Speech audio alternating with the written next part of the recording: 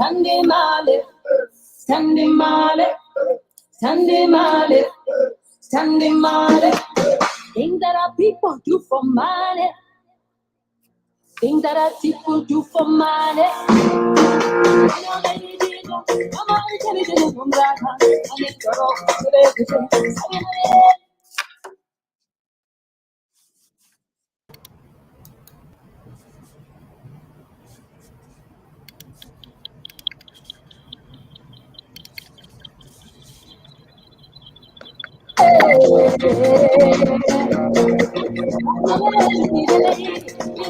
You guys hear me?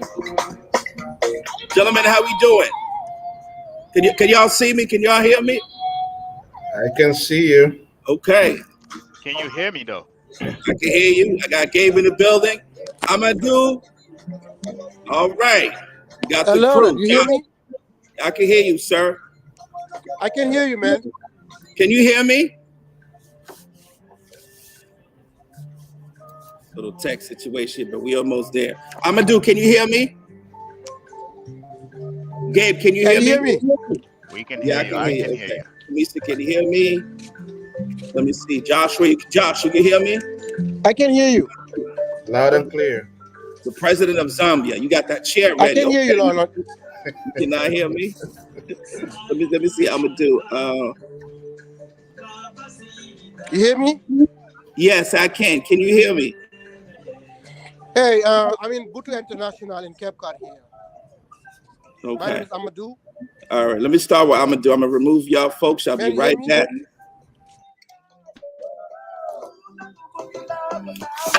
Yes, Amadou, can you hear me? I can hear you, boss. We live.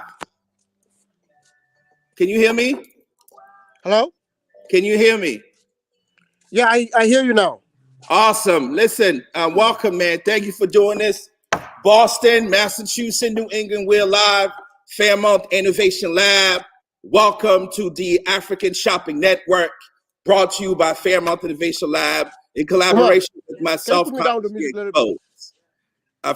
over here, spotlighting, African entrepreneur from the diaspora in Boston. And we got our first guest, Amadou came by way of Senegal, Dakar. Mon frère, how you doing, mon frère? How you doing, brother? Yeah, I'm doing great, brother. Thank you. I'm in Brockton, the Cape Cod. You're in Brockton. Listen, it is so good to see you and to have you here, man. One of the things about you, Amadou, is like the word on the street, you own two of the largest African clothing store in Massachusetts. Is this true? One in Brockton, one in Cape Cod, correct?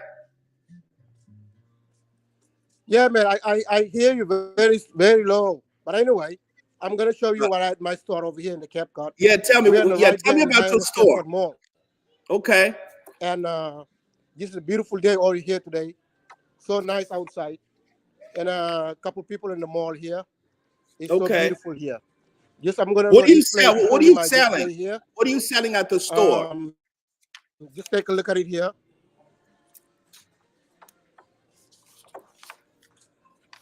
Okay, we got some drums. You guys see? Yeah, we can see.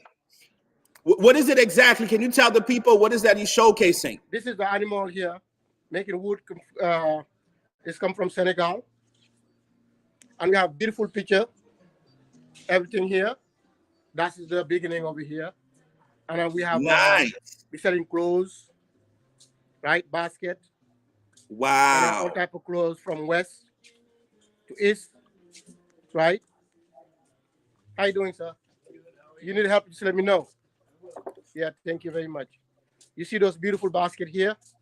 And what type of clothes? What type of clothes are they, Amadou? What type of clothes? Yeah, all the clothes from West Africa. Most of them West Africa and Central Africa. And the store is right here. We sell all this beautiful art, baskets, right? Wow. We sell kente from the West, everything here. Kente. Here, this section here, we have all those beaters, shea butter, all this natural here. Incense. Oh, shea butter, okay. Right? That section here. Right? We got everything here you need from West Africa.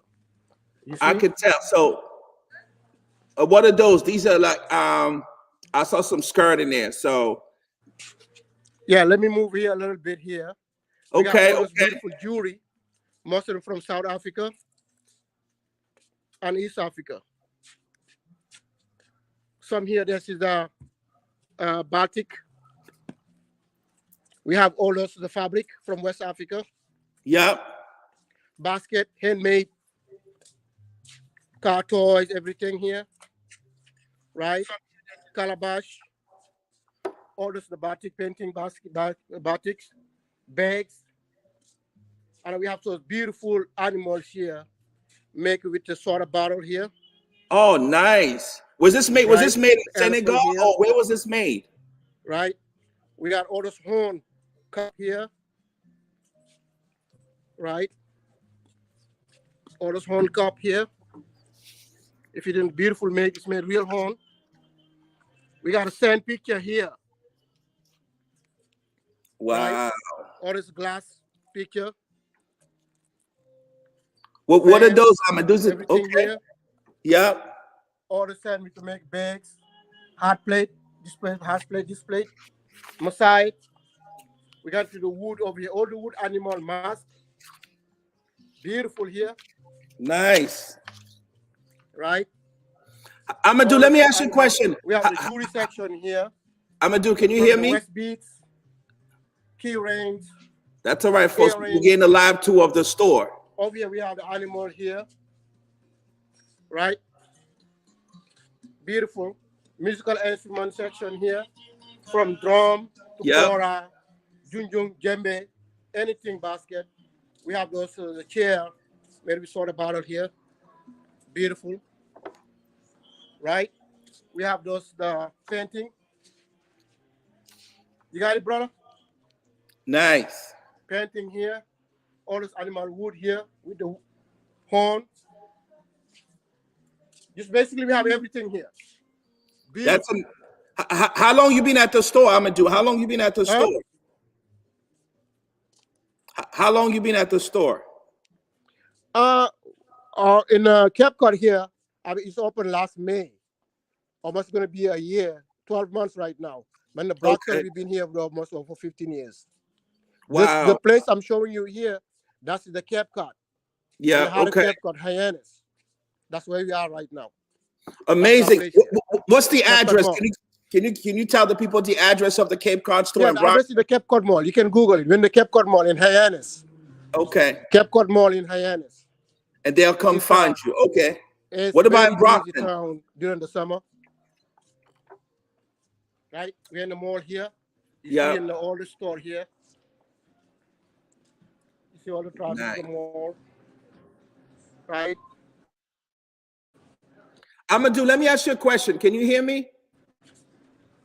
Yeah. So let me ask you a question. You've been there for 20 Yeah, years. I hear you now. Go ahead. Yeah, you've been at the store for 20 years. What do you think are some of In the Brockton, I've been here challenges? 20 years, but here I've been 20 here 4 years, years. okay. Almost a year now. Let me ask you this. What are some of the challenges that African immigrant entrepreneurs face? Do you think it's easy or it's difficult? You know that, man. It's always difficult. Being an African, and Yeah. especially importing those African products from Africa. A lot of people didn't know. It's always challenging. It's very difficult, brother. Very, very difficult. And have you been during COVID? Is your business being impacted, or how did you navigate COVID? Hey, man, like everybody, COVID is always tough situation all around the world. But we got to do what we can, man. We really understand. And it's not easy with the COVID, especially with the COVID. It's very tough everywhere. But we're doing the best we can with the family. And all my family is behind me. And this thing is a family business. Wife, kids. That's my kids here sitting here. His name is Umar. He's in high school. Okay. He's been here for a week now. Umar, say hi to Building them, wealth. Pass it on to the youth, huh? you know? Yeah. And Wow. You have my a beautiful, brother, my mom, beautiful everybody. stores, man. This is a family business. We have 2 stores. And in the one in Brockton. And yeah, without my family, I really can't do it. But Amazing, thank God I have man. my family behind me. Yes. Wow, this is amazing. I want to give a recap. Amadou from Butu International by way of Senegal, West Africa, 2-store, one in Brockton, which is 225 Main Street in Brockton, Mass, and the Cape Cod Mall, 769 Yanuth Road. So please go over there. So Amadou is very proud, always present the best of African clothing, arts, with really different culture style. So please head out to Amadou's store, and when you get there, you might give you a discount. Let them know that African Denzel sent you. Oh man, listen, Amadou, man, I really want to thank you for stopping by. We want to, our goal was to spotlight your store. I think you owe to the largest African store in Massachusetts. So stop by, go see Amadou. Thank you for stopping by, Amadou. We appreciate it. Hey, thank you very much, brother, man. Thank you very much. I really appreciate it. You're doing a good job, man. We'll stay in touch. We got a lot coming up with Amadou, man. We're gonna be doing a lot of stuff with Amadou, the Boston African Festival coming up in August. So stay tuned, folks. Welcome to the African Shopping Network. Thank you, Amadou. Have a good one, brother. Hey, thank you very much, brother. Have a nice day. Good one. African Festival coming up in August. So stay tuned, folks. Welcome to the African Shopping Network. Thank you, Amadou. Have a good one, brother. Thank you very much, brother. Have a good one. So stay tuned, folks. Welcome to the African Shopping Network. Thank you, Amadou. Have a good one, brother.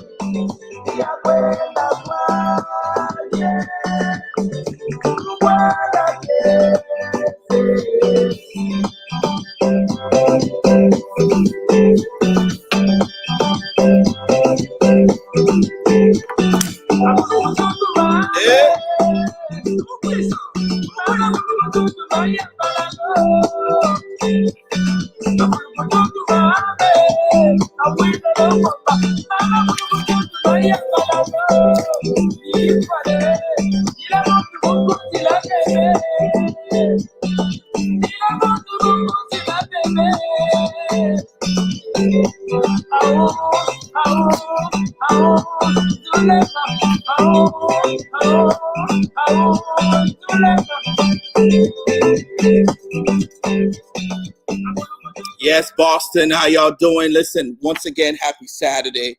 Welcome to African Shopping Network, put together by Fairmount Innovation Lab in collaboration with myself, Consciously Exposed, my consulting agency known as AD African Denzel. Our goal today is really to show some love and showcase some of the talents of various African entrepreneurs. So let's get it, Boston.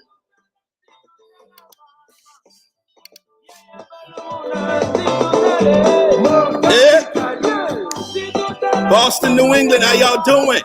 You got the jams today, huh? Welcome to the Congo, people. Oh, man. Yes, Boston, New England live. We are live. Listen, we have our two guests, two amazing entrepreneurs. The word on the street, they're the dynamic duo by way of Congo, DRC, living in Massachusetts. Everybody just give it up for Christian and Tomisi. Welcome, gentlemen. Welcome by way of Congo. How y'all doing, man? Good, brother. Thanks for having us. It's always good to see you as well. Yeah. Definitely, man. Christian, how you doing? Keeping well, brother. That's it, man. I'm so happy to see y'all, man. Y'all resumes off the chain, man. But this is good, I think, because one of the things is, first of all, where's home for y'all? Where y'all from? Let the people know. Do y'all live in Massachusetts or in Congo? Where you from? I'm based in Boston. Christian, you want to go? Yeah, based in Boston.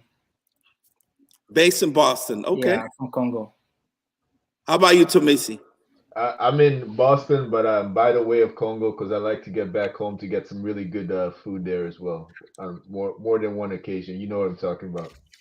That's it. Amazing, man. Now I gotta let the people know. Like, listen, man. Christian, man, co-founder of what is it, Bit Hub Africa? Did I say that right? That's right. Amazing. A lady blockchain accelerated research hub based in Nairobi, Kenya. Wow, a lot of technology startup for the past 10 years. Amazing. And obviously Tomisi, who does not know Tomisi in the community, Congolese community, man. Amazing guy, venture company operating in DRC. Wow, nurturing young entrepreneur. Man, listen, man, I can read this all day, but I think the people want to hear from you all. Tell us exactly, what do you do? What do y'all do? Like this dynamic duo here, I'm smelling a lot. Y'all cooking some good stuff, so it's about to take over the world. So what exactly do y'all do? Yeah, I'll start by introducing myself. My name is Christian Kakoba. I've been involved in tech for the past 10 years, mostly around payments. And I found a few challenges around payments in Africa. We have a lot of issue of interoperability. I'll break it down. If you're in Kenya, you find the people at the base of the pyramid, people who live in semi-urban or urban area. Can you hear me? Yeah, we can hear you. Yeah, go ahead. Okay. Yeah, so people who live at the base of the pyramid basically use mobile money, which is M-Pesa. But M-Pesa has a big challenge because it's not interoperable. It means if you're using M-Pesa in Kenya, you cannot scale it in Uganda or Tanzania or West Africa. So it's a big challenge for entrepreneurs to do business in Africa because you cannot scale your business easily in many countries in Africa. So when I found out Bitcoin blockchain in 2014, I felt it was a huge opportunity for the continent because we have many challenges with our currencies. We have so many challenges with the infrastructure back home. Yeah. So we said, how can we build solutions on top of this technology so Africans can benefit from it? So 2 years ago, I found my business partner, Tomisi, 3 years ago, actually. And he told me, hey, I really like what you're doing. And I feel like we can expand this opportunity back home. So we registered a business here in the US to see how we can build capacity for young engineers that we have back home and see how we can outsource some projects, work with clients, partners here in the US to outsource projects for young entrepreneurs who are back home. So we've, over the past 2 years, we've launched a few projects back home. One of the flagship projects that we're working on right now is Okapi Mobile. So I'll let Tomisi talk more about it. Tomisi, do you want to jump in? Thank you, Christian. Tomisi, he can't hear me. Tomisi. Can you hear us? Yes, I can. Can you hear me? Yeah, we can hear you. Go ahead, sir. Yeah. So I think as Christian talked about, there's a ton of learnings we learned from his experience in Kenya that we brought to Congo. So one of the flagship projects that we're working on is called Okapi. Okapi is and if you can see that my phone, I have a phone. Yes. Let the world speak more on that. It's a Congolese phone made by Congolese intellect. So Professor Jean Bailey, who's a professor at MIT, we connect with him. So we've been really partnering with him. How do we bring the phone to market? We've had good success launching in the US. So it's available here in the US, okapius.com or okapimobile.com. And then on top of that, he's expanded out to other products. So we also have laptops. So this is the Okapi laptop. We have really trying to develop a Congolese high-tech company. So one of the things you're well aware of is like all the minerals that are made for technology come from our earth, right? Yes. Let the world know. They're gonna learn today. They're gonna learn today, right? So with the prof is like, you know what? If you look at a dollar, we probably only make $1 of that full dollar in Congo with the minerals, but we don't get the full value stream. So the next step of this project is really starting assembly and manufacturing plant back in Congo. So that's where the professors had his eyes on, and we've been working side by side, leveraging Ujengo Lab and some of the capacities we bring in Christian's experience to build the capacities for today, but also think about once you start a factory in Congo, you're going to need to build that capacity both in hardware manufacturing and also in software as well. Wow, that's amazing, man. And the great thing about this is that with what y'all doing with the professor, folks are based here in Massachusetts, And let me ask you these questions. So how do you feel about building that bridge between like Boston and Congo?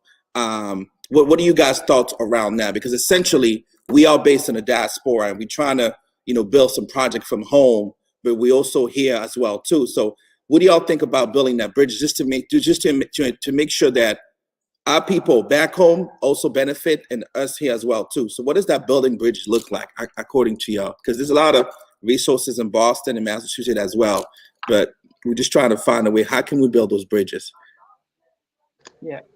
Yeah, I think certainly when it comes to building the bridges, the bridge already exists, right? So if you talk about the products that we touch, right, electronics, right, and the space we're in, like it's already there, right? The question is like, how do we create some mutually shared value throughout that experience? Where I talk to a lot of brothers and sisters who are, who are more from here around that, right? Because a lot of folks from other countries, they're investing heavy in Africa, right? They Yeah. understand that Africa has the biggest youth population in the Yes, world, right? emerging market in the world, right? Emerging market, tons of labor, and a really untapped resource pool for the world, right? In nature, and a lot of people are doing a lot of great things there. And for Congo, the first step, I always say, like, make that first trip, right? Go out there, see it, be amongst the people, understand what's happening there, because you'll have some ideas, and people already on the ground, they have ideas how to solve or think about their challenges. And I think through that bridge, by exchanging both in person, and also, we live in a digital age, and also engaging with folks there digitally is a really great opportunity. And I think if there's folks seeking that, contact us at Jingle Lab. Tons of opportunities we can help create that bridge for folks as well. Amazing. What do y'all think about, I mean, when it comes to entrepreneurship or African entrepreneur, what do you think some of the challenge that we face here in terms of resources or trying to grow a business? Because we are in the diaspora and we're trying to establish project back home. What do y'all see some of the challenges that us as African immigrant entrepreneur or from the African community that we face? Yeah, so I think there are always challenges immigrants face, but nonetheless, when you look at the general business landscape, immigrants they always have that entrepreneurship mindset. When you look at the data, 50% of companies here in America, they basically started with immigrants or immigrant children. Many of the tech company run by all the immigrants. So when we come in countries like US as immigrants, we always have that entrepreneurship mindset, but that comes with a lot of risks. And it's that risks now that give us a bit of challenges on how we can get access to funding, how we can get access to many resources locally. I was pretty lucky 3 years ago when I met my partner, Tomisi. He told me, hey, I like what you're working on, and I think I can get us some funding. And this was an opportunity for us to basically bootstrap and start off with something. But not every immigrant like me would be likely to find a community of people, like-minded people like Tomisi and the professor who want to do something back home. So I think access to resources, the funding, it's one of the biggest challenges that immigrants are facing. And then there's also lack of networking. Yes. When you come in this country, I really like the African Shopping Festival that you're actually doing, because it's an opportunity for all entrepreneurs to meet and to exchange ideas and to know how they can meet and start something off. I basically met Tomisi through a forum in New York, and this is how we started all this project. That's it. Yeah. Yeah. So if we have more opportunities like this in networking events, it can help to connect immigrants who are coming here and to help them to basically start off something. Yeah. Well, now you met me, and I think and it's all about just the visibility, right? Leverage networking, because so we can keep this train going. Really bring awareness to visibility from the talent that we have here in Massachusetts, in the local Boston area, and building that bridging back home. So we're going to continue keep doing this. Tomisi, let me ask you a question. Let's emphasize a little bit about the professor, because we know the professor. Just emphasize a little bit about to the people who's the professor. And they have to know who we're talking about here. Me and you know, but really dive a little bit about the whole Okapi enterprise and the laptop that you show, because he's based here in Massachusetts. They don't even know who he is. Exactly. No. So the first thing about the professor Jean Billy, which is his name, he's a professor at MIT in physics. So he's one of the brightest minds we have in this globe, right? Just to kind of, and he'll sell himself short on that, but really plays a critical part in what they're doing over there in MIT and their education. MIT, we know, is one of the top educational institutions in the globe. And with Boston being one of the top educational cities in the globe, and he's right up there as one of their top professors. So from their perspective, people always ask, like, how can he make phones, right? And his simple answer has always been like, it's physics, right? If somebody's able to who's mastered physics, right, of that existed, is able to look at the component. What does it take to make a phone and to make technology, right? And when we're talking about making a phone, right, the big part is really the intellectual property. How does everything work together? How does the component parts? How's the motherboard react to the electricity and different things like that? There's not a lot of countries in the world who are still doing high tech, right? You got the U.S., you got Korea, Japan, and China, and then a lot of European countries aren't doing it the way they used to be. Like Nokia is not what it used to be. Even BlackBerry in Canada is not what it used to. So the fact that the professor, with his intellect, the team that he's building, is able to start putting Africa back in the map in this space is huge, right? Because that's some of that knowledge that would and when we talk to him, because it's somebody who's accomplished everything that he needs to accomplish in life, right? And he's like, this is the legacy. Congo gave me life, and from there he navigated Canada, the U.S. He's like, this is what I can leave to my people back in Congo, something that they can build off for generations to come, something that'll feed them and also build upon that, because once you can do high tech, you can do many other things in the world.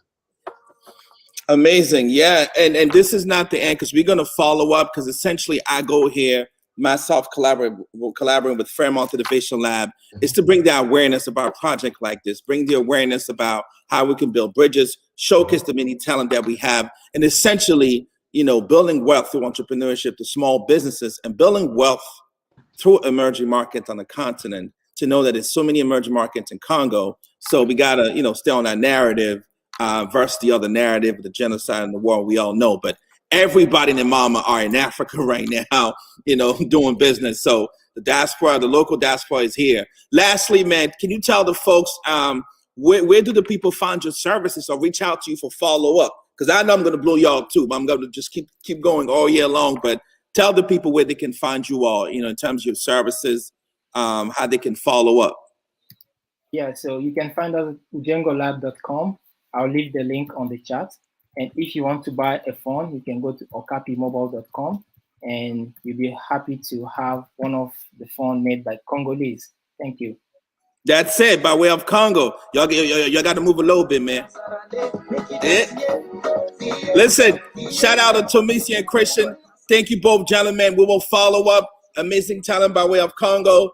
Thank you. See you soon. All right. Take care, family. Good seeing you.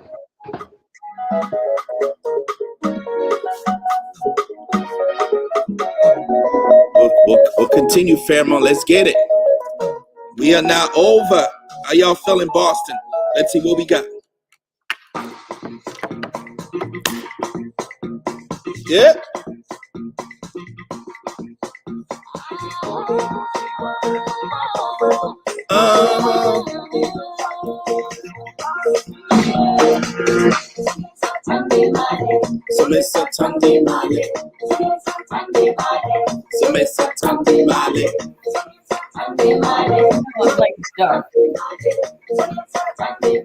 Boston, New England, how y'all doing? Next, we have Rosa Galva, but I gotta get to the dance first. Hold on. Yeah. Oh wait, we gotta dance. Come on, bro, let them know. Yeah.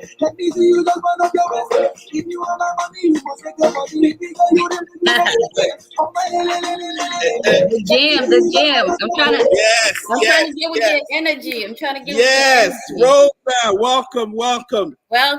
Thank you. Listen, welcome to the African Shopper Network, the virtual edition.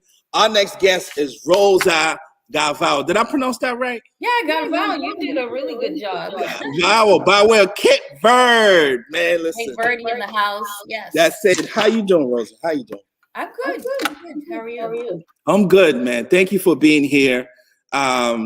And, let's get right into it, because I know I could tell the whole world about what you do, which is amazing. But listen, tell the folks exactly what do you do and who are you? Let's get it. Okay, let's get into it. Thank you for having me, by the way. I appreciate you. Okay, so I'm a financial coach, and I know a lot of people are, well, what does that mean? So I help people solve financial problems. So I serve people for a living. So I am essentially their guide, financial guide. Some of the services that we provide is protection planning, accumulation planning up for retirement. And then we're like a big market that we're in is helping state workers with their state pensions.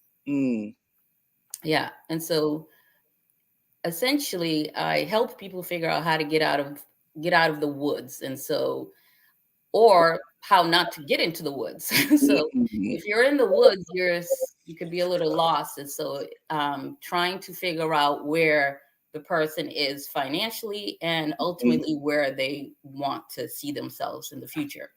And so what I do is to help you get out of the woods is to create a map or help you we create the map together, but I'll be your guide and get you through the woods, through the ups and the downs and the different things that may come up in life. So for, the life happens. So sometimes there's things that may take you down a river. So I'll help you get down the river, and I'll help you climb whatever, mountain you need to get to. Wow.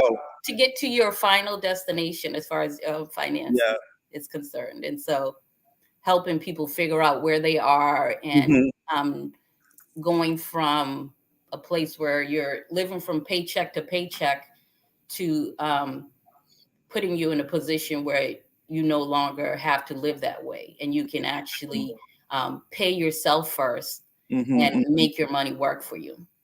Yeah. Wow, it's funny as you're speaking. Thank you for sharing all of this. I mean, do you think it's well received, this whole financial planning notion, especially among African diaspora community, African immigrant community, like in the Cape Verde community?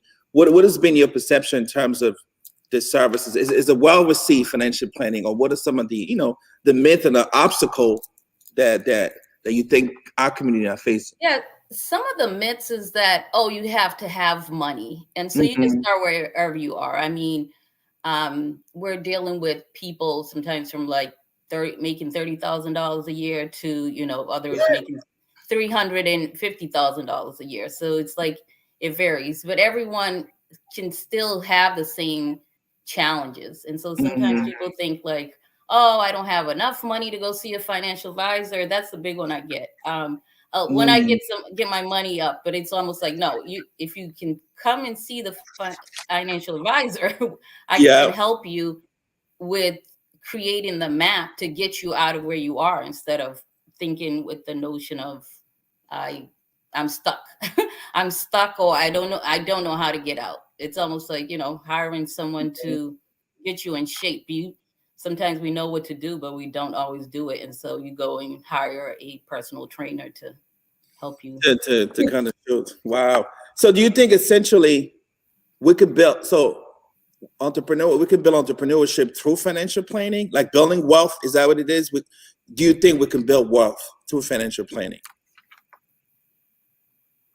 Yes, definitely. If that's what the person, that's what their goal is. It depends on what your goal is. And so the goals, the work that we do is very tailor-made. And so it depends on your goal. If being an entrepreneur is something that you're looking to go after, yes, whatever your goals are. Like if it's like an accumulation we use an accumulation strategy. If you're looking to buy a house, if you're looking to save money to put towards your business, if that's your goal, so we can help you.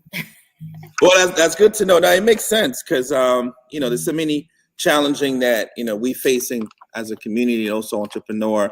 But I think the financial planning, it's always that piece where people sometimes struggle to connect the dots, because you got to start with building yourself. What have you seen in terms of challenging when it comes to like money management or just planning at all among like, especially, your community, Cape Verde, or in general immigrant?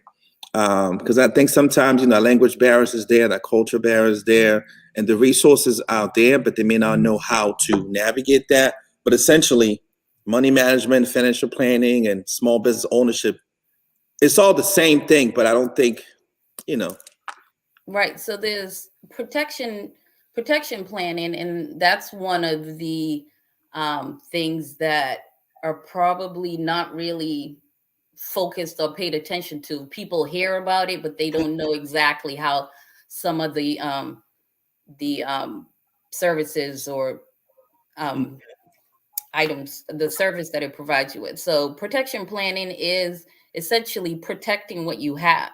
And so if you have a house and you have a car and you have children that you have to take care of, you have to put certain protections in place in order to be able to have those things run even if you're out of commission. So the thing is that as society, or the people that I'm around anyways, that they'll have more coverage on their iPhone, so more insurance on their iPhone than they have on themselves. Wow, really?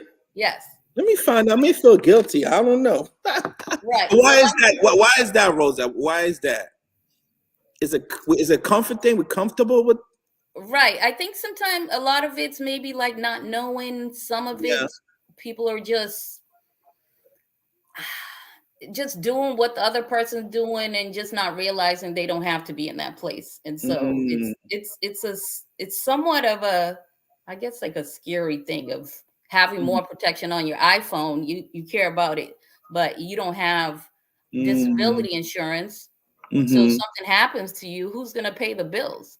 You don't have long-term care insurance for when you get old and somebody's going to help take care of you if you're no longer capable or able to do that. And so we put that burden sometimes on our children and other family members.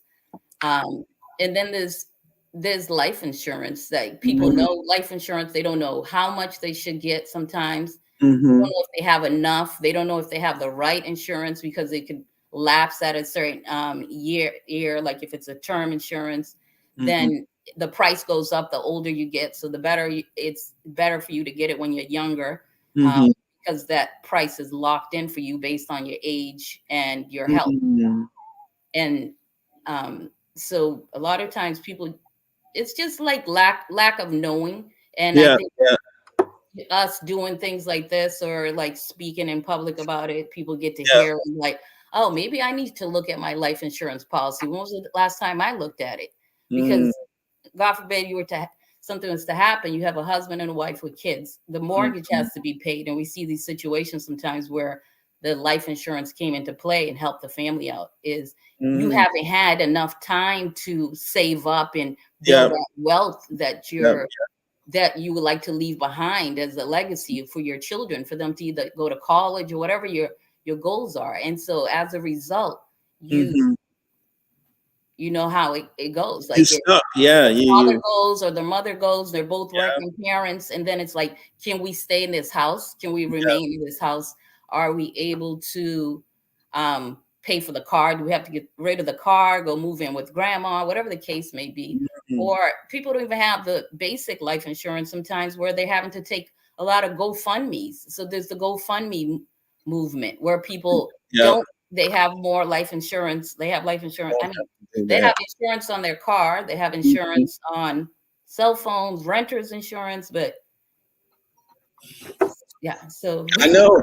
No, these are great information, for everyone to know. I mean, regardless, but I think pertaining to our community, just as an African diaspora community, especially immigrant community, these are the conversation that we have to have and elevate. And I know, you by way of Cape Verde, did you go back home oftentimes? Do you think that, because obviously that knowledge that you have, the life insurance, financial planning, you think you could transfer that knowledge home, like implement the same services? Is it like the same home?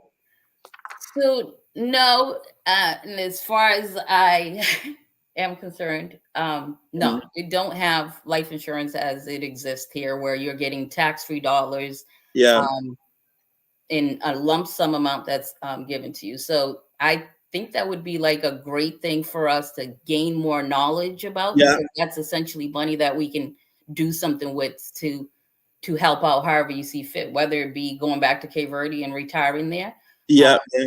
And that's another thing that I help with, is helping people with the retirement plans. People know that they have a 401k at work, but they don't know exactly when they can retire, how long they're going to have to work. And so we help look at your finances to help make that determination. And so that's good. And do you think, particularly to the Cape Verdean community, you think that really are they receptive to this whole notion? Or there's some culture barriers or some misunderstanding around that? There are some culture barriers. I feel like maybe like the younger generation, but I can actually say there's people my age that feel like, oh, that's a scam. And so it's a lack of knowledge, and I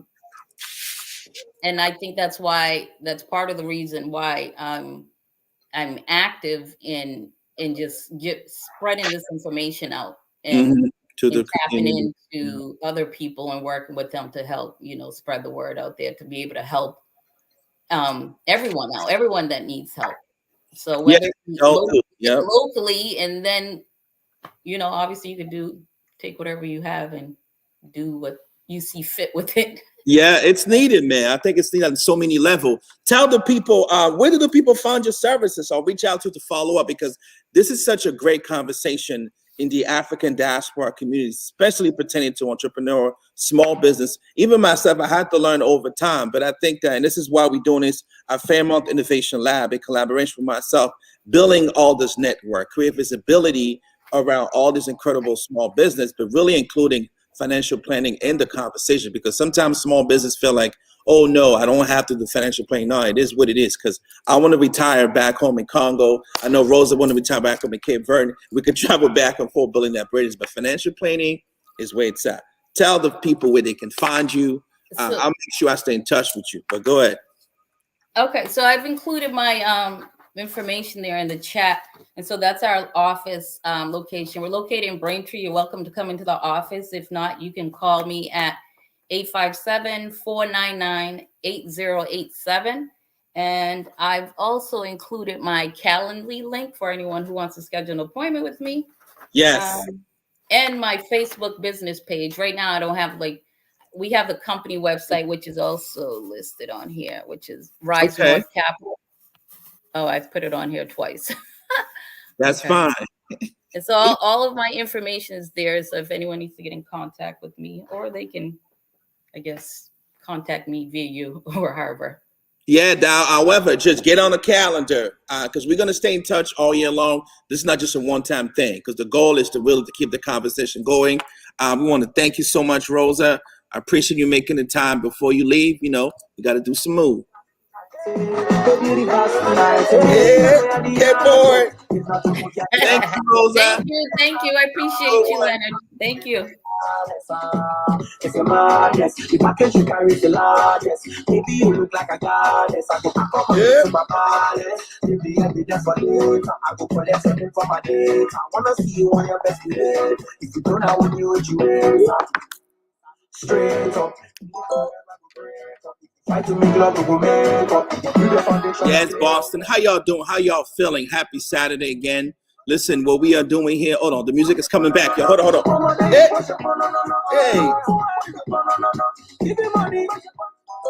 So I got to calm down a little bit, but listen.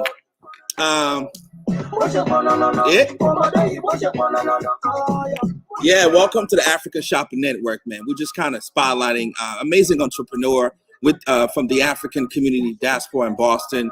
Have them talk about their product and the service. I can really elevate the dialogue, But next, we got Brother Gabriel Carter, but the music is coming up. Yo, come on. Yeah. Come on, y'all. Yes, Boston, listen. We're going through a lot, man. It's a lot going on in the world, man. Welcome to the African Shopping Network. I'm your host, AD, African Denzel. Y'all know I get down. One more time. I'm gonna have to get up, man. Hold on. Eh. There's no shame in my game, man. All right, next. Join in, tune in. We got amazing guests coming up. We got the best of Afrobeat in the building. Let's get it.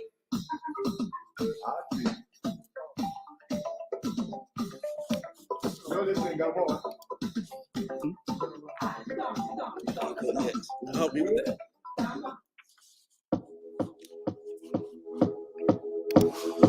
It's Micah E on the beat.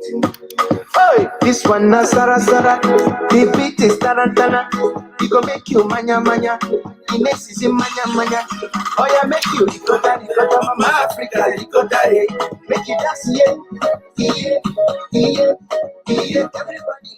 Boston, we are back. We are live. Listen to the best of Afrobeat. If you just tune in, welcome to the African Shopping Network, where we are spotlighting amazing African entrepreneur from the African community, you know, really talking about the product and services that could benefit all of us as American of all, you know, race, but especially our people. So welcome.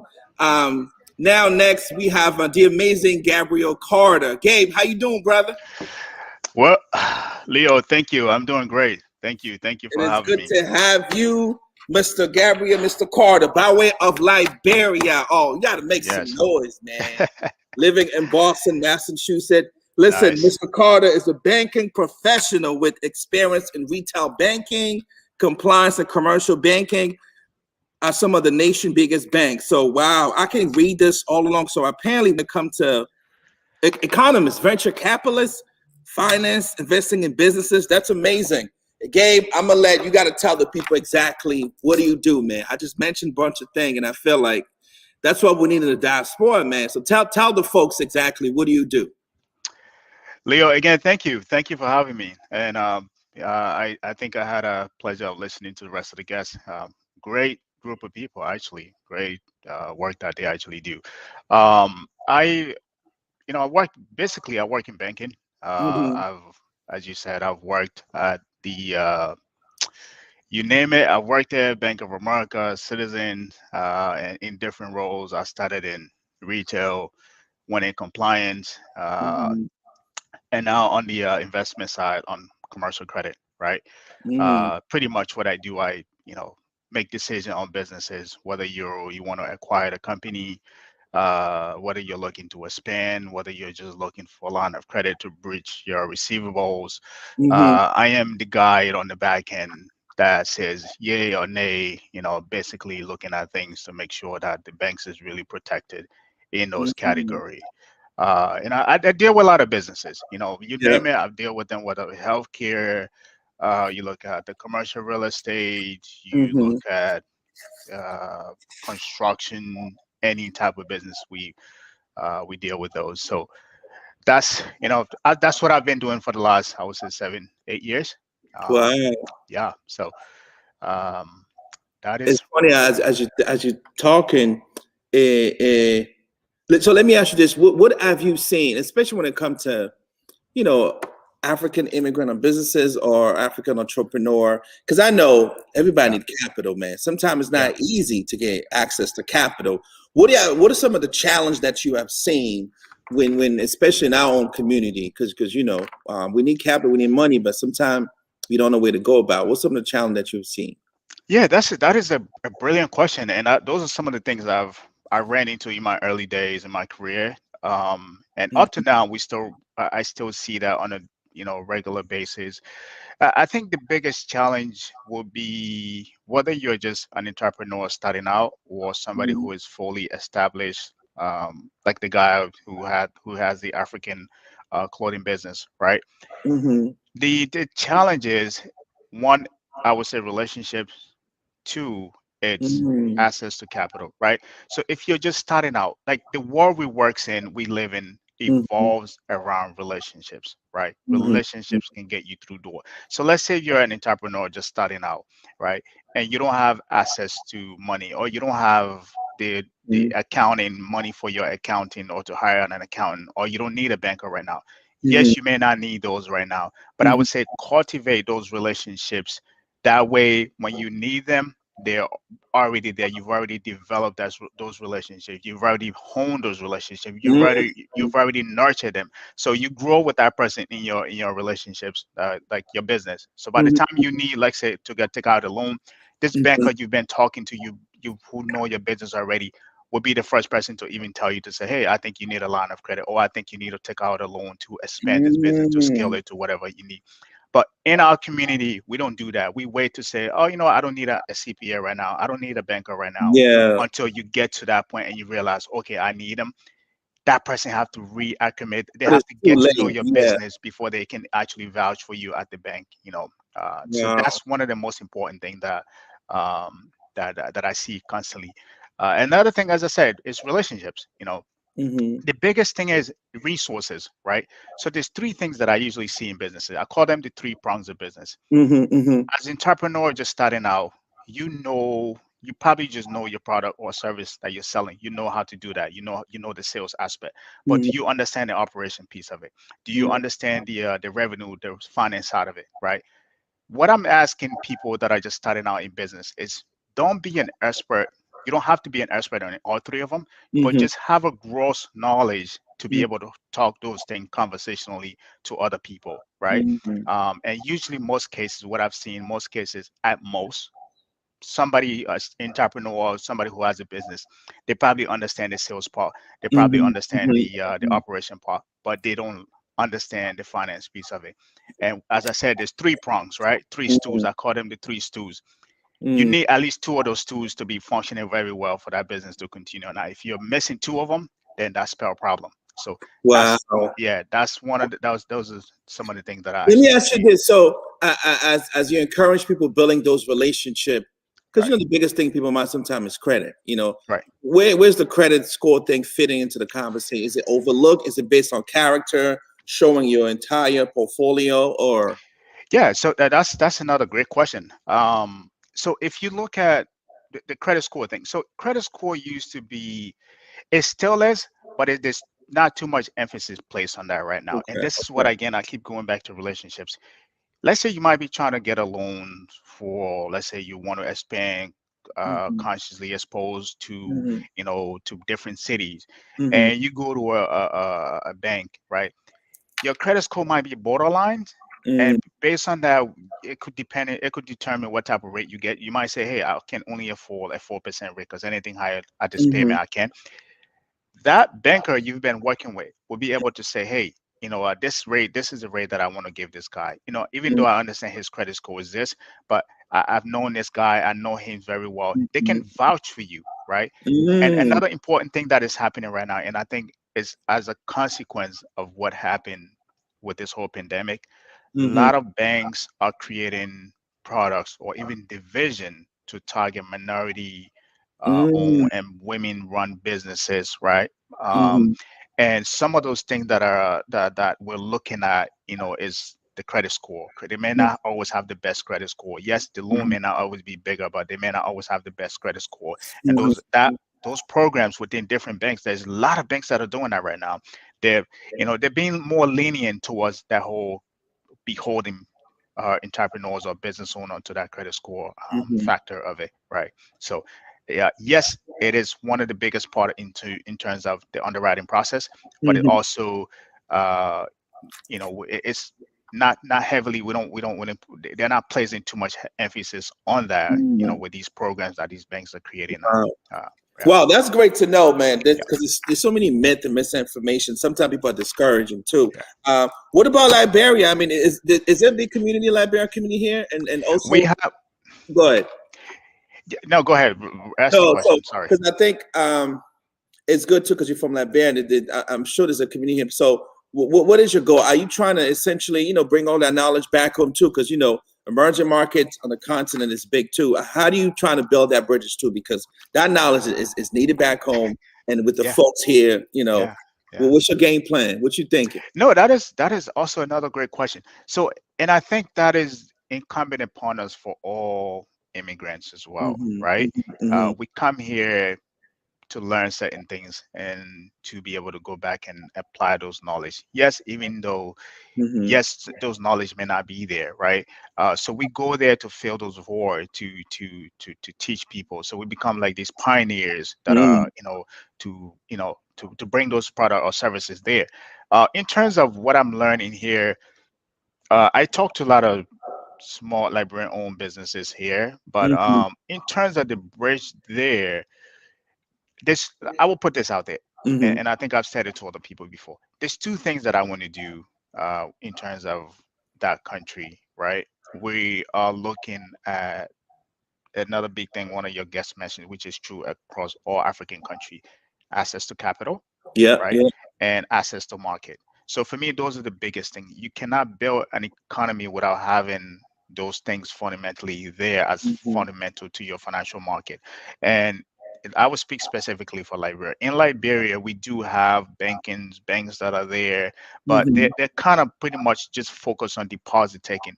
They're not lending broadly to the population. They only pick a select group of people. So what I would like to do in our country is to create, to look at the venture capital side, the private equity side that is going to take small businesses and invest in small businesses, not just invest in them, but pretty much hold these guys by the hand to make sure that, they have access to capital, because there is a sector specifically that banks are not going into, right? And what those sectors that the banks are not going into, we that come from here with the resources, we have to bridge that gap, right?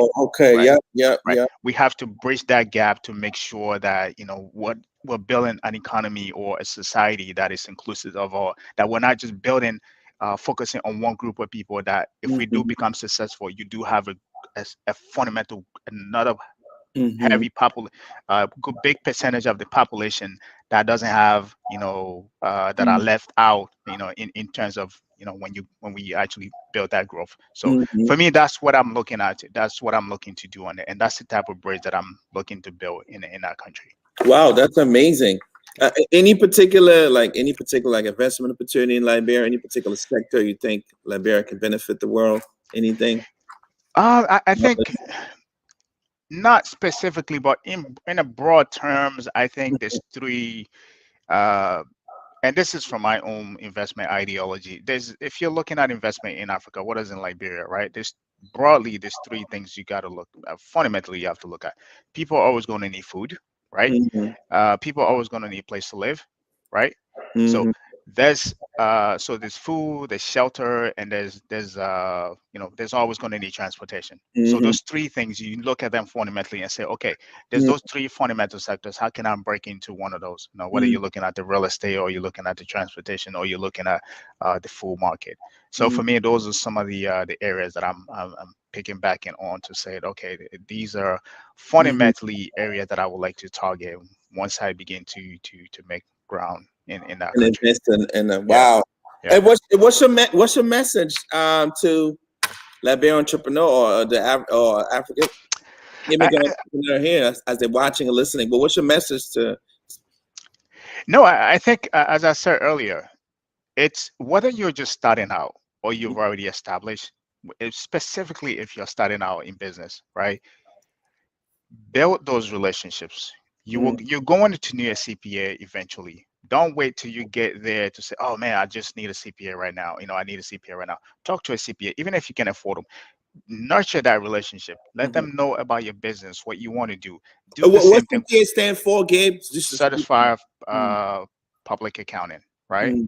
Somebody who would do your taxes, whether personally or for your company, right? You want to nurture those relationships, right? The same thing you want to do with a banker or even a bench bank or somebody within the bank. You want them to understand your business, whether they can actually help you right now or not. You want to bring them along with that relationship. The same thing with a lawyer. You want to develop those relationships. So in times comes when you need them, you don't have to go searching. They're already at your fingertip, to help you in those areas. And so that's what I will, fundamentally I would like to, put out there. And additionally, lastly, if I may mention this, I said this before, understand your business, right? Understand those three aspects of your business: your sales, how you're making, whether you're selling product or services. You want to understand that part. You want to understand the operation, even though when you're starting out, this is fundamentally something that you're doing all along. You're pretty much wearing every hat, but you want to understand the operation piece of it in case you get to a point where you have to delegate. So that way, if you're talking to the operation person, you already know what to do. You also, most importantly, want to understand your finances. You don't want to have money coming in and you don't know what you're spending your money on. So those three-legged stool that I call are the fundamental pieces of small and medium-sized businesses. And you don't have to be an expert, just have a conversational level of understanding or to be able to because that's what will help you take a loan. To take a loan and move forward. Wow, that is a lot of information, man. Lastly, man, tell the people, where do they find your services? How can they reach out to you for follow up? Because I know we're going to stay in touch with Gabe. We have a lot of stuff that we're cooking throughout the year. This is not just a one-time thing, but let people know where they can find you. I mean, I work for a bank, so if you but individually, as I said, I always avail myself to people who needs help. If you want to find me, I'm on social media. I'm on LinkedIn. I am on Twitter. Basically, my name, as you see it on there, that's the name that I go by. The same picture you see on there, probably the same face is the same face on there. I don't have some kind of a different picture on there, so you will see. You don't got bodyguards or something. No, you can reach out to me directly, either Facebook, Twitter, or LinkedIn. And I'm mostly for business purposes. I'm mostly I would say accessible. I utilize my LinkedIn more. So you definitely reach out to me on there. And as you said, this is a continuous thing. I know we used to have these things at the the WeWork downtown Boston. We used to have like this whole group of people, right? And hopefully we can actually do that. And the goal here is not about what you learn, but how you impact other people to become better who they are, right? So and for us, man, we have access to Gabriel, man, and here at Fairmount Innovation Lab and in collaboration with my agency, that is the game plan. All this, entrepreneurship, small business, really learning the knowledge. And as we do now locally, we also want to do that, globally, because the reality, we have to build wealth for ourselves. We have to figure it out. We have the expert, we have the talents. Gabe is all about really, as an economist, banking, really that he's a roadmap for you all. So thank you, Gabe. We'll stay in touch. Before you leave, you got to do that little move, man. You got to do something. I know you're a banker, Gabe. This is not for me, man, but I hear you. Some, Gabe. Come on, Gabe. Thank you, sir. Appreciate you, Mr. Thank you. I appreciate it, Leo. Boston. Thank you. Thanks, everybody. Have a good one. All right, Boston. Little break. Little dance. Let's go. From your home. Money. Right from your living room. It's a Saturday, right? Oh, come on. Gotta have that balance it out.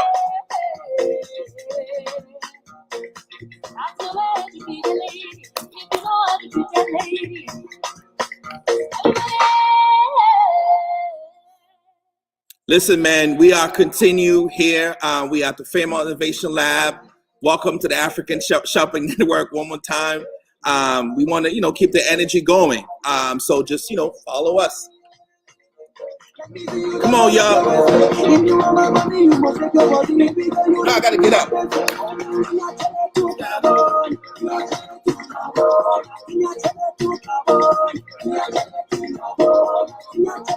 We gotta have some fun time, folks. Come on, y'all. Yeah. Hey. Say that. Boston, New England, how y'all doing? Listen, I'm hyped live. Talk about African Shopping Network. It's all about, showcase the many talented African entrepreneurs, small business in the Boston community area who are, from different places. Our next guest, by way of Zambia, I call him the president of Zambia. He just looked like he about to run from office, take over the world. Mr. Joshua Mwanza. Welcome, Josh. Thank you, man. Thanks for having me. So good to see you, man. Happy New Year. Thanks, same to you. Seeing you dancing, I think you're in the wrong profession. You should have been a DJ. I know, man. You know how we are as a people, but we have so many talents. We're multifaceted. So I'm trying to figure it out. I might do some DJ, But I'm glad you're here, brother. Listen, I can read your resume all day long, but let's get right into it. Please tell the people who you are, what do you do?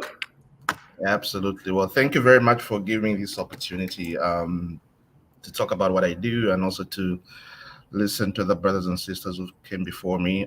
So my name is Joshua Monza. Live in Boston. I've been in the financial services industry for 10 years now. And I run a company called the Monza Financial Group. I have a team of slightly over 500 agents around the United States. Wow. So it's been a journey. It's been a journey trying to build up the company. So you're not playing, you got a whole village. No, we're not playing games, especially in 2022. So we have agents all over, right on the mainland. We just started getting agents in Puerto Rico. We have agents in Hawaii. We even have an agent in Guam. Wow. Believe it or not. So we are all over the place. So basically what we do is kind of similar to what Rosa on. It was just fun to kind of hear her speak and kind of just some of the things that I've witnessed and some of the challenges also on the client side and on the business side. So we serve the Mid-American, families, in the areas, again, of protection, retirement, college planning, and stuff like that. But we kind of focus a little bit more on the mortgage protection and final expense side, right? Our parent company, those it's the primary market, but we literally do everything in the financial services space. So our primary target are people, they buy their houses and, they have to put in some kind of protection that makes sure if anything happens to them while they're still alive, if God forbid they pass, the family doesn't lose the house to the bank. Okay. And although it's exciting to buy a house, if anything happens to you, then it's easy to lose that house to the bank, right? Have a sad story of a personal friend of mine. Yeah. Not too far from where I live. His father-in-law bought a house and the man paid for 29 and a half years. In the last 6 months of his life, before he finished the mortgage, he came down with pancreatic cancer. Cut the story short, eventually, after his death and stuff, the family lost the house to the bank. 6 months ago. Right. So that's one market that we serve. And then also folks that are just looking for something small. I think Rosa did mention that a little bit on. We're just looking for a small policy.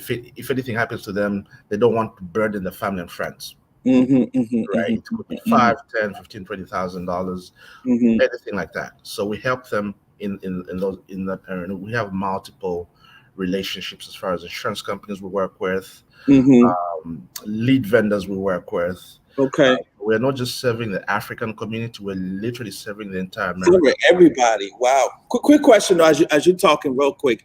Do you think, like I asked Rosa the same questions, artists, entrepreneurs, small business, do you think they really understand this whole concept of what you're sharing here? I mean, and what do you think is like the obstacles? Here's and I'll go back to what Rosa just said. It's an education thing, especially for the African population, right? The American population is much easier. Wow. Those are conversations. Why is that? Why is that? It's look, as a people, we've never had those conversations in our homes, right? Talking about finances. I mean, my father died when I was 15 years old. Wow. Not one day did we ever have a conversation about finances in the house. So when he passed, my mother was a full-time housewife. Try to picture that, right? So we don't have those conversations. I remember when I first came to this country working in New York City, I was working for a moving and storage company, moving people from one home to another. I remember being assigned to pack the room of their child. I think the kid was maybe 3 or 4 years old. The books I was getting from that book was about stock trading and stuff like that. Stuff like this. That was a bedroom for a 5-year-old. Wow. You understand? So you start your children younger, they get all that information, and by the time they're growing up, it makes Rosa's job and my job much easier. And so when those challenges come in, so especially when it comes to the insurance world, some people think when you think talk about insurance, immediately you should be dying within the next week, and probably get that beautiful Ghanaian coffin and put it under your bed. Yes. But that's not the case. There's so much more to this that insurance products can do, right? Insurance is not just about death, right? You know, you can do college planning using insurance. You can do retirement planning using insurance. But it's not just about death. So this is where the education part comes in for us as a people. Imagine and there are very few of us within the African community that are in this space. So it warms my heart when I see people like Rosa who are also in the business, and because you can literally ask around. It's not like we are so many. We're not too many. Right. Even in my team, I have a very large team, right? But most of them are people within my team are not Africans, right? And so part of what we've embarked on as my organization is also to build up a team of getting people within the African community get involved within the financial services space. So both servicing the clients and also helping people build their own businesses. So you recommend, because as you know, when I also co-host the Boston African Festival, all these African vendors, all these artists, they need to talk to you, basically. Absolutely. Because most people are just like one paycheck away from disaster. Wow. That is just the truth, right? I'll give you an example. One of the guys on my team is from Cuba. He lives in Miami. He got cancer 4 years ago. Couldn't work. He's still alive. Couldn't work. But because of the protections he had put in place, that sustained him. Now imagine you don't have anything. Now you have to feed your family and you have to worry about going through chemo. Wow. And he wasn't out for a month. He was out for a very long time. Wow. Right. So you kind of have to think about those things. Now, coming back to us as immigrants. Also, somebody in the chat said living benefit. Wow. Yeah, those living benefit. So you kind of have to think, especially as immigrants, you come from Africa, come here, you come and work for everything, because most of us have got kids. What we do is literally to pass on a legacy to our children.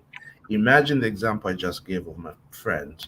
Now, all that what you worked for, literally taken away from you when you're almost done.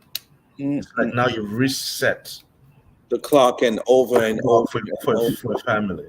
I always think about my friend, because that house was worth about $600,000. Right. Wow. Now $600,000 worth of wealth robbed from their family. What could have happened if, that could have been an asset if, let's say, they wanted to talk to somebody trying to get a loan, that could have been collateral they used. Right. So all those things that people tend to overlook, very, very important. That is where we come in as a company. And then the other thing that we're also specializing in is within the insurance spaces. We specialize in companies that, for example, you have a mortgage for 30 years. After the 30-year period, the insurance company gives you back all the money that you paid them during that period. Wow. Now that's huge. I didn't even know that part, man. Let me ask you this. I know. What about first? Have you seen a big community for folks from Zambia here in the community? And are you trying to also bring that knowledge back home and trying to build that bridges as well? Because as you know, there's a lot of emerging market opportunity, and we gotta transfer home. Absolutely. Here.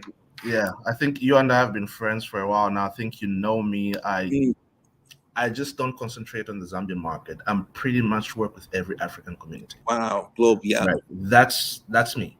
When you see people that walk into my office, like I think I have a lot of Liberians. I don't know why I haven't seen cut into my office yet. Well, Gabe, here it is. Right. And I do have a lot of actually on my team. I have a lot of people from Cape Verde. Wow. Okay. I can confidently say I think maybe 10% of the team members of my team are from Cape Verde. Wow. So both here in Massachusetts and Rhode Island. But as far as transferring back, I've seen a lot of insurance companies back home and banks getting into that space. But some of the challenges over there, as far as insurance is concerned, it's not set up like the way it's set up here, right? So I remember this is a situation. My sister went back home. She bought an insurance policy through this agency. Now she's paying to the agency, which was not transmitting money to the insurance company. Wow. And so when she had an accident, the insurance company was like, no, we haven't received anything from you. So I think that's some of those things that need to be ironed out. But generally, speaking about business generally between here and Africa, I think, I mean, you can see there's so much opportunity, a lot of businesses coming up in Africa. What saddens me? Come on, talk about it. What really saddens me is that all these brothers and sisters start all these companies in Africa. The only people that can invest with millions of dollars are American and European companies. So basically, we are starting the companies and we're selling them out. I can give you examples. Let's go to Nigeria. Hold on. We got a great question in the chat here, man. I think that's what you're talking. How can we build the bridge? And that's the key. You know what I mean? Like, I hear you when you said you work, but we're looking for that bridge, Josh. What was the key? Absolutely. And before we started this program, I was looking at the population of Africans in the United States. Right. I think it shows about 1 in every out of 10 of all Black people in the United States are from Africa and not African American. So that gives us about 4 million people just in the United States. Wow.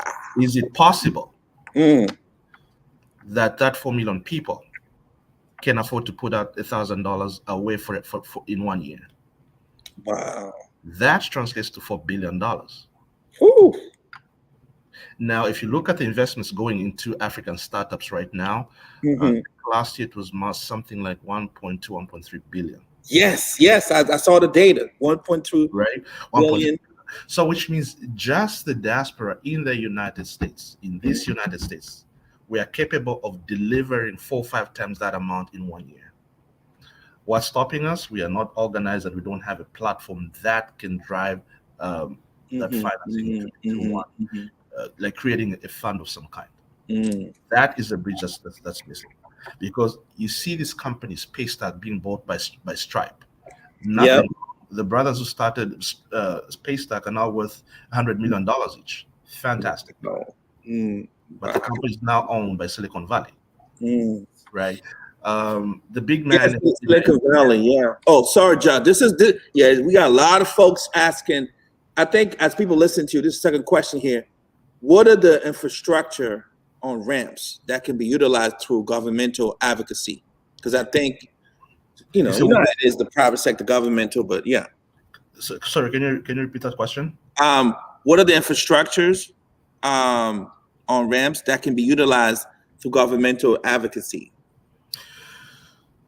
So I'm really big on private sector because sometimes I think, and I agree. Government is there to put in the policies, right? But I think if we rely so much on government as a vehicle to take African economy up, I think we'll be in the same position for a long time. But there could be some partnerships. But I believe private sector is the main bridge to there. And building with the local as well. With the local. For example, you look at what Tony Elumelu is doing in Nigeria. In that area, the biggest, Right? I mean, he's trying his best. Let's give it to him. He's trying his best. He gives, I think, like $5,000. They pick all the entrepreneurs from across the continent, some of the best. They give them mentors. They give them, I think it's $5,000 or $10,000 in seed money. Wow. But then once all these entrepreneurs go back to their various countries, they start now what next? Right? Because there are all these levels of funding from Series 1, Series 2, Series 3. That is the big part for me that's missing. You also have in South Africa, what's his name, Vusi.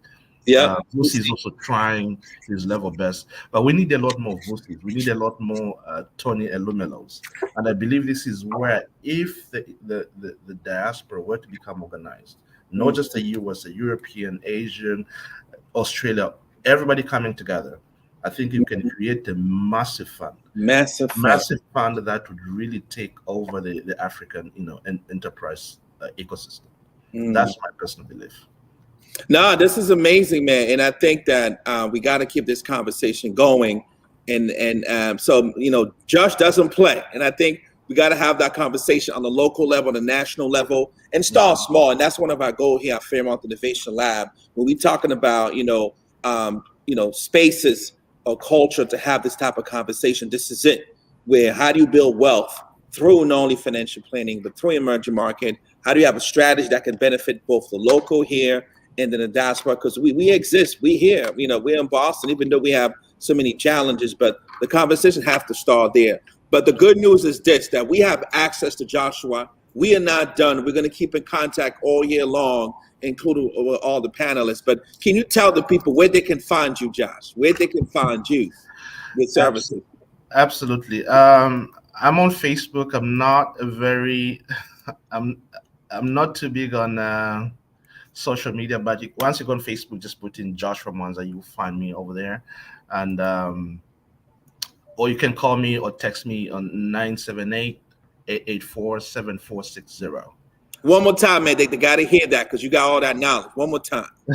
Yeah. Either on Facebook, just put in my names, Joshua Monza. And then my phone number is 978-884-7460.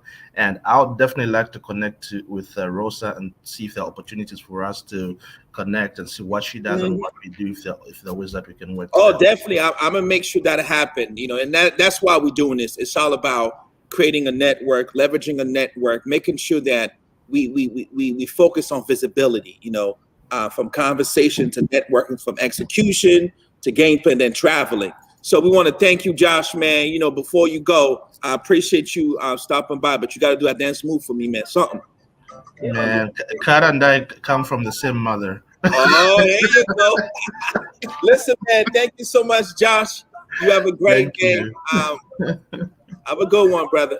All right, thanks.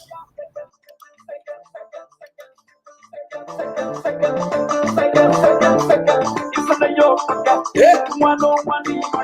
Hey, MC Omo. Hey.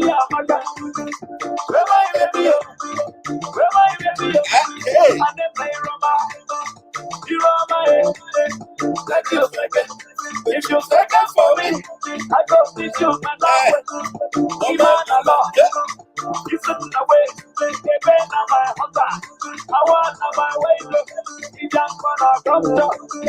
MC Dollar.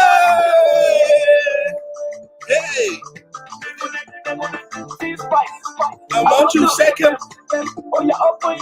Hey. What's up, brother? How you doing, man? I can't hear you, bro. Can you mute yourself? Hold on. Can you hear me now? We can hear you now. That's how we do. That's the interest, my brother. I know. Hey, they're not ready. They're not. Good to see you, man. How you doing? I'm doing awesome, man. I'm doing great. Good to see you, brother. And thanks for all you do, man. Really appreciate it. Thank you. We're in this together, man. Ladies and gentlemen, I want to do show to MC Omo by way of Nigeria, living in Massachusetts.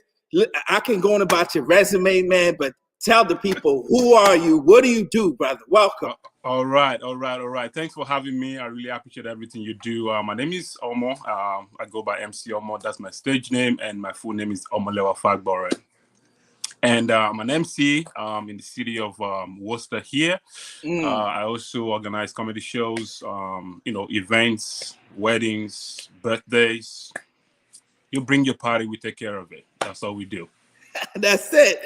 And I also appreciate you, man, because it's needed. That fun, that energy, Absolutely. And me and you vibe. And then especially as we navigate in COVID, as many entrepreneurs, many artists like yourself, I've been impacted by COVID. It's been really stressful. And we always talk about the intersection between the arts, and mental health. But tell me a little bit about, that fun, that energy, where do you get that from, and how do you translate that to comedy? I mean, what it is actually a lot of my background, that's, as you know, in Africa, there's a lot of environmental influences that we have, and also family upbringing that influence whatever it is that we do. So for me, I think I've been exposed to a lot of stuff in my life growing up that has allowed me to kind of use that into comedy. You know, it helps me to be able to connect with people, because a lot of my audience can actually relate with my materials. They can relate with what I'm talking about. So it's all stemmed from my upbringing, my experiences and exposure, which I think is quite similar to what some of my audience have actually experienced. So it allows me to be able to connect with them and just use what they already know to make them laugh. You know what I mean? Like, yeah, and they connect though. Listen, I've seen some of these men show, they connect. People will laugh until they got to go to the bathroom. People will laugh with their stomach on the floor. I mean, that, you know, essentially it is community building through art, you know, through your absolutely performing art.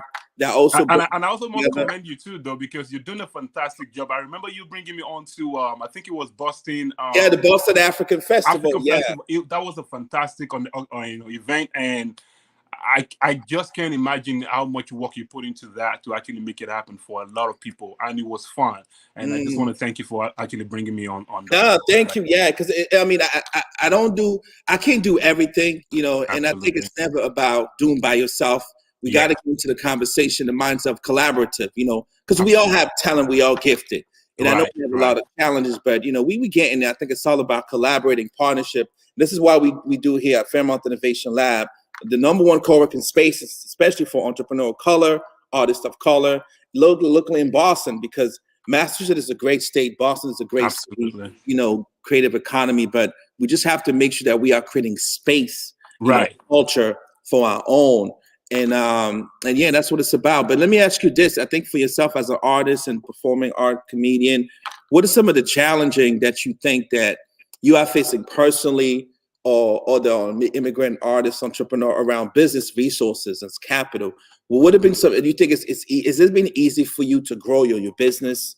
Has it been easy for you to have access, or what's some of the challenging that you have seen or that you are facing? I think for me, to the best of my knowledge, I think the inability to actually access the resources that are actually available. Because if we say we don't have the resources, I'm definitely lying. There's a lot of resources out there, like you yourself are probably aware. We have these resources, and I think that a lot of us do not know how to actually obtain those resources and utilize them to either grow our businesses or even in the way, especially when COVID hit, and it was a lot difficult for a lot of people to meet their daily demands. You know what I mean? Like the financial need, operation. You get what I'm saying? So I think that even when the resources were, you know, put out there, if you don't know how to access it, it's like you don't have those resources. You don't have to be.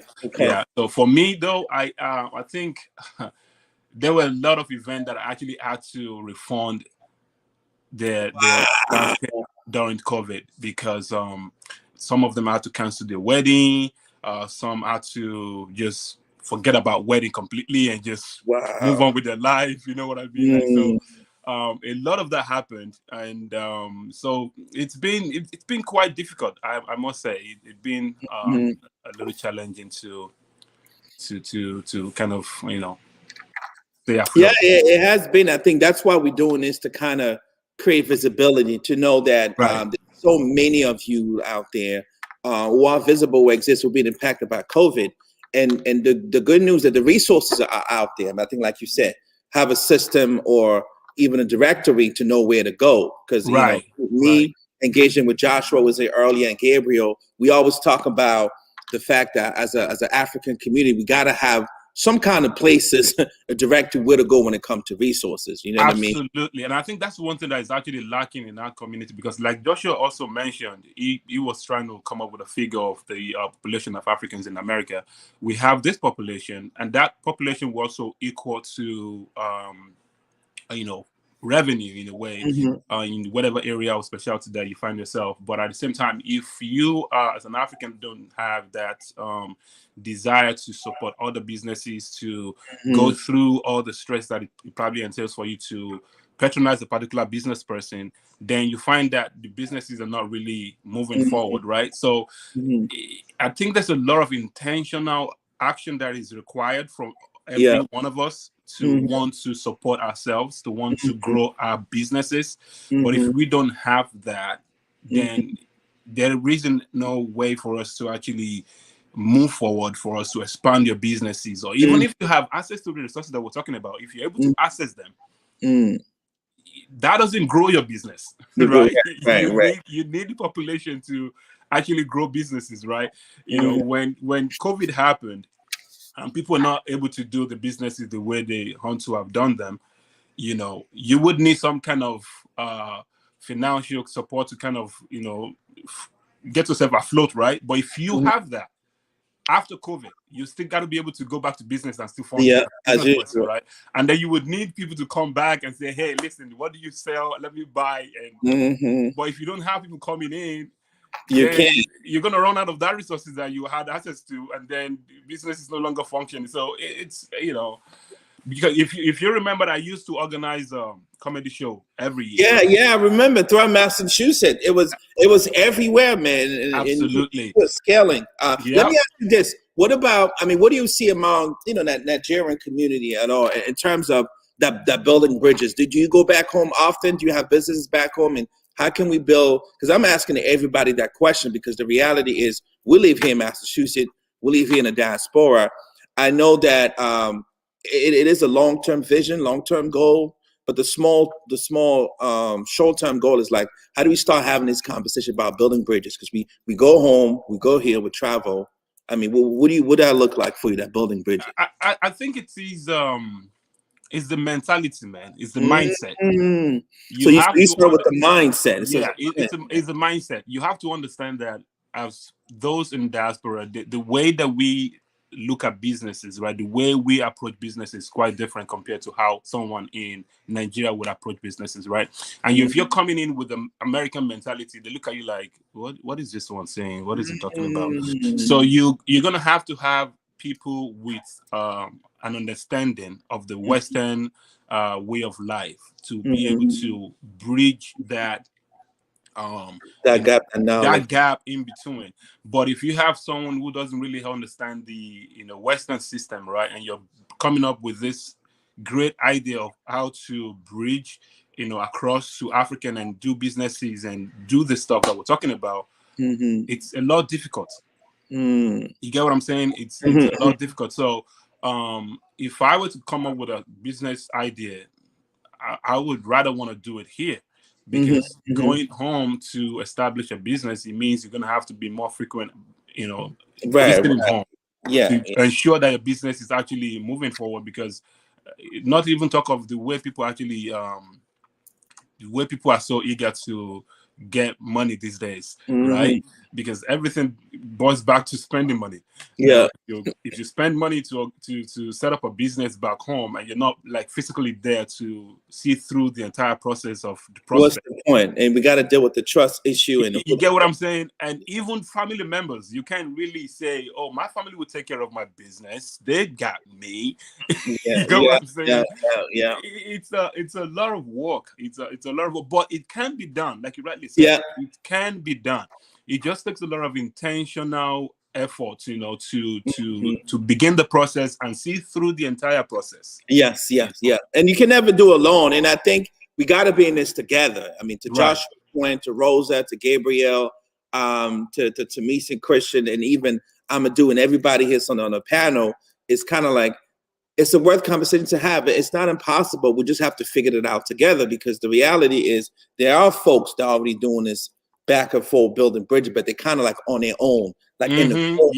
It's never all together. So and you also know one part of the problem that we probably may be having is that being able to identify other people's strengths, be able to identify strength areas and utilize that to build that bridge. So if you are if you're really strong with communication, right, letting you handle that department, right? If there's other people who are into like a business area, letting you handle that business area, and giving you the acknowledgement that this area is where we feel like you're strong, and we want to, delegate you to take care of it. You get what I'm saying? So that brings strength. All right. the acknowledgement brings strength, and it allows people to actually function at their best because you're putting them in a place where they can, function in the highest capacity. But if you put people, if one single person wants to do a job of 5 people, you already know that's gonna fail, right? So, and I think that's what we need to do as Africans, being able to acknowledge people's strength and utilize their strength to build that bridge that we're talking about. Wow. Whew, man, we can continue all day, man. The good thing about this is that, ladies and gentlemen, we have access to Miss MC Omo. First, tell the world where they can find you, please. If you have upcoming wedding, upcoming ceremony, please hire him. If it doesn't work out, I'll pay you back your money. Let the people know where they can find you, brother. Listen, people, man, I'm all about love. I'm all about family. I'm all about building love and, connecting people and all that stuff. So you can find me on Instagram. I'm on Facebook. I'm everywhere. Follow me. I don't know where I'm going, but just keep following me. Just keep following. Yeah, we need that, man. We need that. I think we definitely want to support. On Instagram, you can find me MC _Omo. And I'm also on Facebook, MC Omo Fagbor, as in MCOMOFAGBOORE. So find me on Instagram, find me on Facebook. I'm right there. Let's bring the light and love into your event, man. That's it. Let's do it. Please, follow this brother because we need this. The fun, the energy. And we're here for you too, man. We're going to keep this conversation going. This network that we are building, especially in collaboration with Fairmont, just that space and that culture to develop ourselves, on the business level, on entrepreneurial level. Also mental health too, because mental health is big. And I know that as entrepreneur and businesses, we just have to take over ourselves. But yes, please follow MC Omo. Let them know how we do it, bro. It's good to have you, man. It's good to see you again. I appreciate it. Hey. Yes. You're still sitting down. Come on now. Hey. Hey.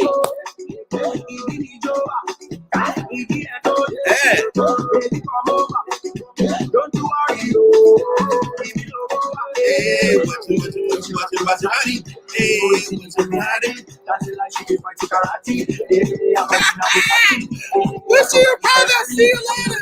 Let's go.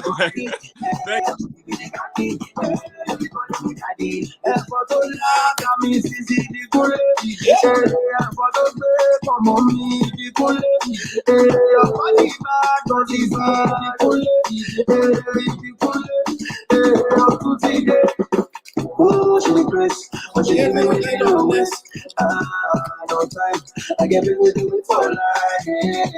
In case you won't follow me to my place, I go show you the thing when you go see your brain.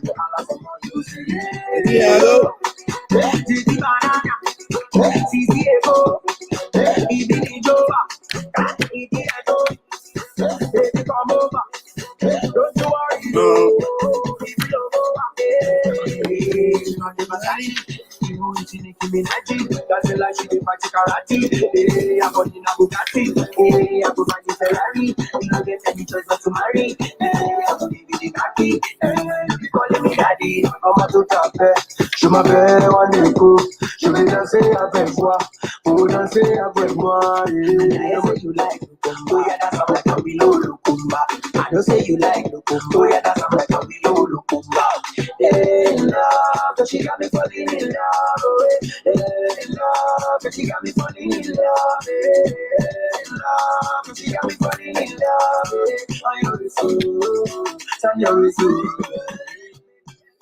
Well, Boston, New England, we are at the end of our event, African Shopping Network. Our goal of today was to really just showcase and spotlight some of the talent that we have in the diaspora, especially African businesses, African entrepreneur.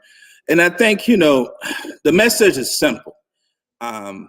Just have this conversation to elevate the dialogue about really answering the question, how do you build entrepreneurship through how do you build wealth, through entrepreneurship and small businesses, and look at all the different angles because it's multifaceted. And, start small, start building your businesses, your business idea. And this is what Fairmont Innovation Lab is about, where co-working spaces where, in collaboration with myself and other consultant in-house, and then as we look at how COVID impacted all of us as entrepreneurs or artists, we want to ensure that we have a space for us, that can also promote co-working space. We have memberships. We have a network of experts. We have a lot of stuff cooking, coming up all year long. It's smelling good in collaboration. So it's all about collaborative leadership.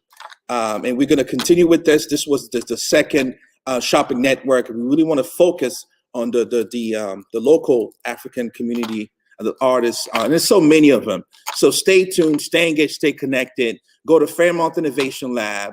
You can find on social media. I found myself Consciously Expo on Instagram. Consciously Expo. So on behalf of the entire network, on behalf of Fairmont Innovation Lab, on behalf of Consciously Exposed and many other, and I want to thank all the panelists, all the guests that were here, because we're going to have access to them. And this is not over, because we have to continue the conversation, but most importantly, we have to continue to how to execute, how to build bridges, how to build this network. We cannot do it. I cannot do it by myself. We just got to do it together. So remember, the gift that you have, become the gift to your community. The gift that you have, become the gift to Africa. The gift that you have, become the gift to Boston. So until then, we'll see y'all soon. We are done with our broadcast. Happy Saturday. Happy Black History Month. And on this note, I'm out. Let's keep the conversation going. Happy Black History Month, y'all.